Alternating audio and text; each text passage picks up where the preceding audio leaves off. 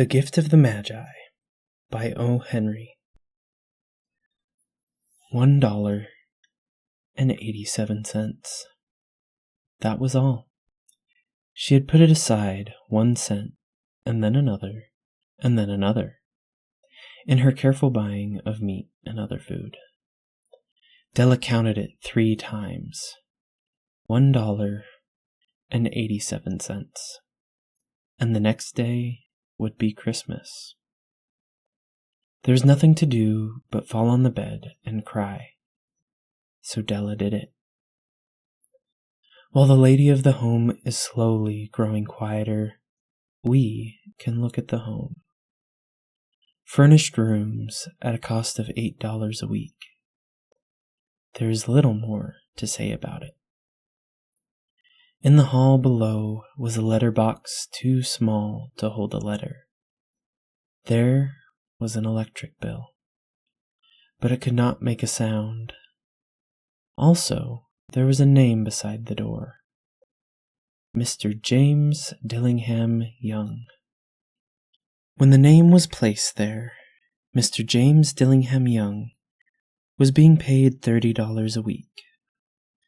Now he was being paid only $20 a week. The name seemed too long and important. It should perhaps have been Mr. James D. Young.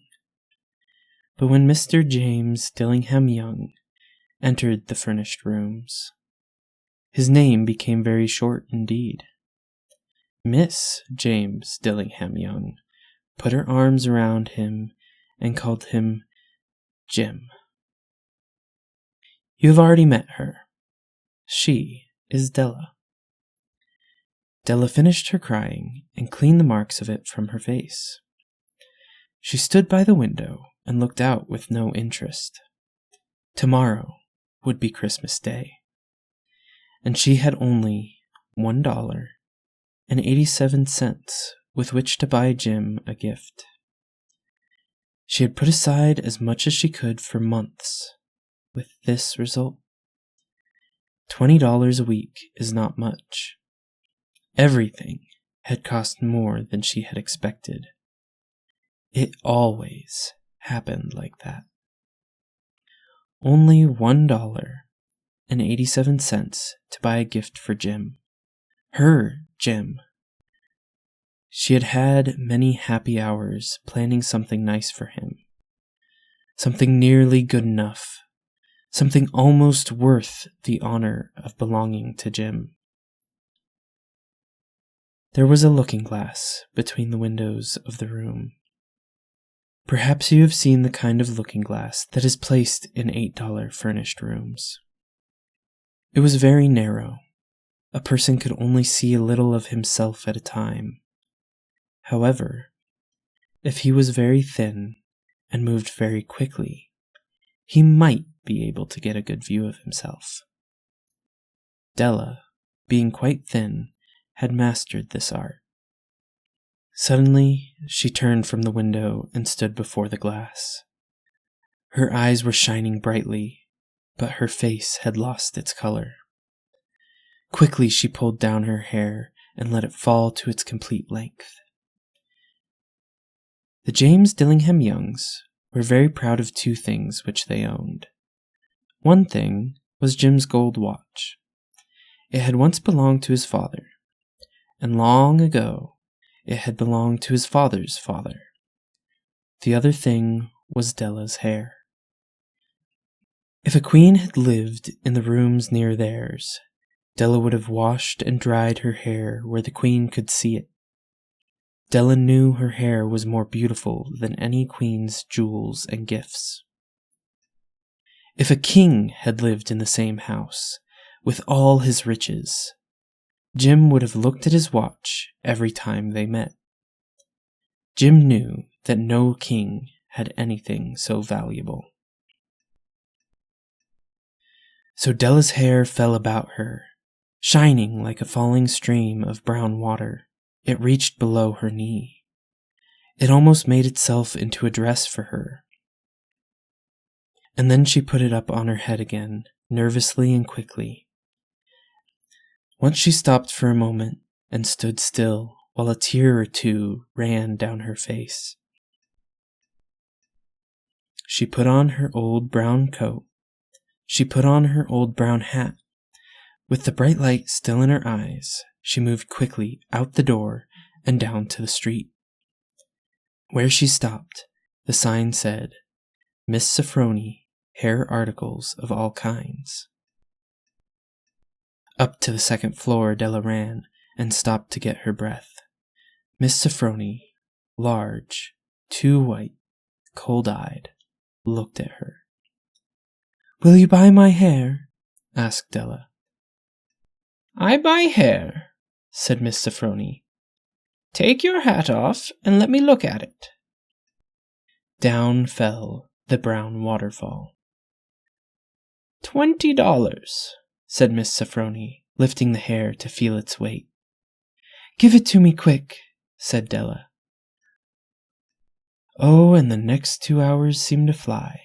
She was going from one shop to another to find a gift for Jim. She found it at last. It surely had been made for Jim, and no one else. There was no other like it in any of the shops.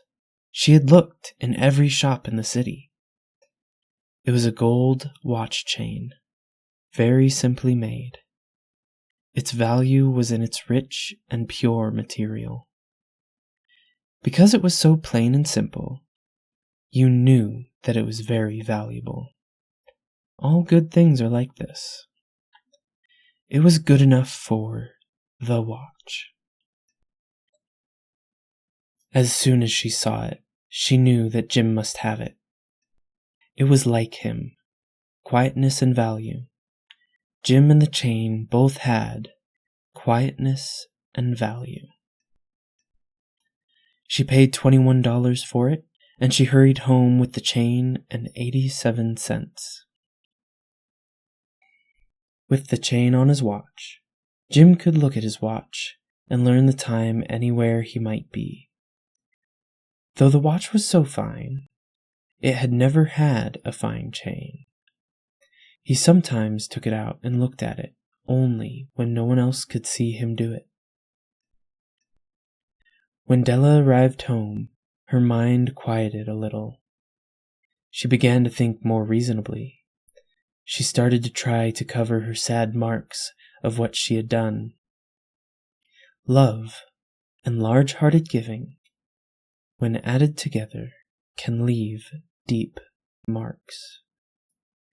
It is never easy to cover these marks, dear friends. Never easy. Within 40 minutes, her head had looked a little better. With her short hair, she looked wonderfully like a schoolboy. She stood at the looking-glass for a long time. "If Jim doesn't kill me," she said to herself, "before he looks at me a second time, he'll say I look like a girl who sings and dances for money.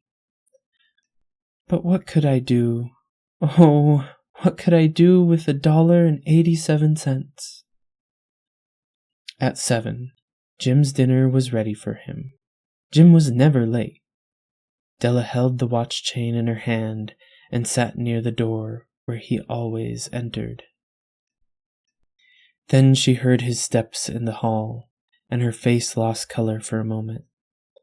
She often said little prayers quietly about simple, everyday things. And now she said, "Please, God, make him think I'm still pretty." The door opened, and Jim stepped in. He looked very thin, and he was not smiling. Poor fellow, he was only 22, and with a family to take care of. He needed a new coat, and he had nothing to cover his cold hands. Jim stopped inside the door. He was as quiet as a hunting dog when it's near a bird. His eyes looked strangely at Della, and there was an expression in them that she could not understand. It filled her with fear. It was not anger, nor surprise, nor anything she had been ready for. He simply looked at her with that strange expression on his face. Della went to him. "Jim, dear," she cried, "don't look at me like that. I had to cut my hair off and sold it. I couldn't live through Christmas without giving you a gift. My hair will grow again. You won't care, will you? My hair grows very fast. It's Christmas, Jim. Let's be happy. You don't know what a beautiful nice gift I got for you." "You've cut off your hair?" asked Jim slowly. He seemed to labor to understand what had happened. He seemed not to feel sure he knew. "Cut it off and sold it," said Della. "Don't you like me now? I'm me, Jim. I'm the same without my hair." Jim looked around the room. "You say your hair is gone?" he said. "You don't have to look for it," said Della.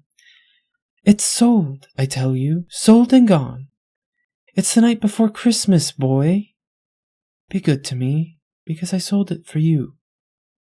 Maybe the hairs on my head could be counted," she said, "but no one could ever count my love for you. Shall we eat dinner, Jim?" Jim put his arms around his Della. For 30 seconds, let us look in another direction. $8 a week, or $1,000,000 a year. How different are they? Someone may give you an answer, but it will be wrong.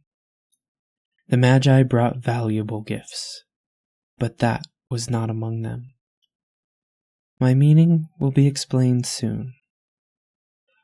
From inside the coat, Jim took something tied in paper. He threw it upon the table. "I want you to understand me, Della," he said. "Nothing like a haircut could make me love you any less. But if you'll open that, you may know what I felt when I came in." White fingers pulled off the paper, and then a cry of joy, and then a change to tears. For there lay the combs. The combs that Della had seen in a shop window and loved for a long time. Beautiful combs, with jewels perfect for her beautiful hair. She had known they cost too much for her to buy them. She had looked at them without the least hope of owning them. And now they were hers, but her hair was gone. But she held them to her heart, and at last was able to look up and say, "My hair grows so fast, Jim." And then she jumped up and cried, "Oh, oh!" Jim had not yet seen his beautiful gift. She held it out to him in her open hand. The gold seemed to shine softly, as if with her own warm and loving spirit. "Isn't it perfect, Jim? I hunted all over town for it. You'll have to look at your watch 100 times a day now. Give me your watch. I want to see how they look together." Jim sat down and smiled. "Della," he said, "let's put our Christmas gifts away and keep them a while. They're too nice to use now. I sold the watch to get the money to buy the combs, and now I think we should have our dinner." The Magi, as you know, were wise men, wonderfully wise men, who brought gifts to the newborn Christ child. They were the first to give Christmas gifts. Being wise, their gifts were doubtless wise ones. And here I have told you the story of 2 children who were not wise. Each sold the most valuable thing he owned in order to buy a gift for the other. But let me speak a last word to the wise of these days. Of all who give gifts, these 2 were the most wise. Of all who give and receive gifts, such as they are the most wise. Everywhere they are the wise ones. They are the Magi. The end.